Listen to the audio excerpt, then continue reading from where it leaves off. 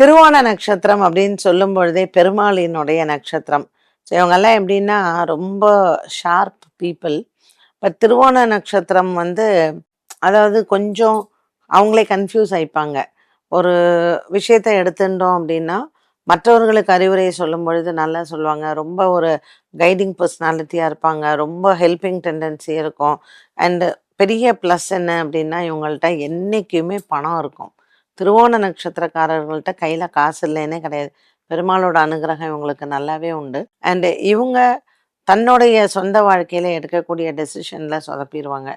மற்றவர்களுக்கு சொல்லக்கூடிய விஷயங்கள் மற்றவர்களுக்காக இவங்க செய்கிறது அப்படிங்கும்பொழுது நல்லாவே பண்ணுவாங்க. அண்ட் திருவோண நட்சத்திரத்தில் என்ன அப்படின்னு கேட்டிங்கன்னா ஒரு சிறப்பு இவங்களுக்கு தன்னுடைய கஷ்டத்தை பெரித அளவுக்கு வெளியில் முகத்தில் காமிச்சிக்கிறதோ இல்லை வார்த்தையால் சொல்கிறதோ இல்லை மற்றவர்களிடத்தில் அதை பகிர்ந்துக்கிறதோ ரொம்ப பண்ண மாட்டாங்க. கொஞ்சம் அமுக்கனாங்கிழங்குன்னு கூட சொல்லலாம். எல்லாத்தையும் மனசுலேயே போட்டு தாங்கிக்குவாங்க. குடும்பத்திற்கு இவங்க ஒரு பெரிய ஒரு சுமை தாங்கி அப்படின்னே சொல்லலாம். பட் இவங்களுக்கு பாருங்கள் பெருமாளுடைய அனுகிரகம் எப்படி இருக்குன்னா எந்த கஷ்டமாக இருந்தாலும் அதை சமாளித்து வெளியில் வர்றதுக்கும் அவங்களுக்கு வழியும் பிறக்கும். இவங்க அவங்களுடைய குவாலிட்டிஸ் ஏதாவது மாற்றிக்குவாங்களா அப்படின்னு பார்த்தீங்கன்னா கண்டிப்பாக பண்ண மாட்டாங்க.